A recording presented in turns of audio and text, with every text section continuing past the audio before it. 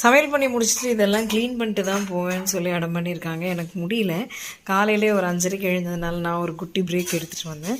இன்னும் இதெல்லாம் கூட க்ளீன் பண்ணல. ஆனாலும் தம்பிக்கு சாப்பாடு பேக் பண்ண போகிறேங்க. அதனால தான் நான் கொஞ்சம் ரெஸ்ட் எடுத்து தான் பண்ணுவேன். சூடாக சாதம் இருக்குங்க.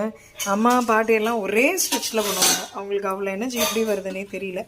நம்ம காலையில் 5:30 எழுந்தோன்னா கொஞ்சம் ரெஸ்ட் விட்டு எடுத்தால் தான் எனக்கு கொஞ்சம் சரியாக வரும்.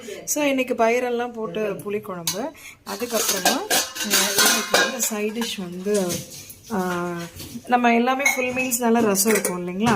அதுக்கப்புறம் இன்றைக்கி வந்து கேரட் பொரியல், அதுக்கப்புறமா இன்றைக்கி வந்து வெங்காய் கூட்டு, இதுவும் தவிர எக்கு ஆம்லெட் போட்டு சாப்பிட போகிறேங்க. ஆமாம், டெய்லி ஒரு எக் எடுத்துப்போம். பாயில்டு எக் போர் அடிச்சதுனால ஆம்லெட், அதுக்கப்புறம் மோருங்க. இன்றைக்கி ஸ்பெஷலோட தான். மறக்காமல் சப்ஸ்கிரைப் பண்ணுங்கள், ஷேர் பண்ணுங்கள், ஃபாலோ பண்ணுங்கள். தேங்க்யூ.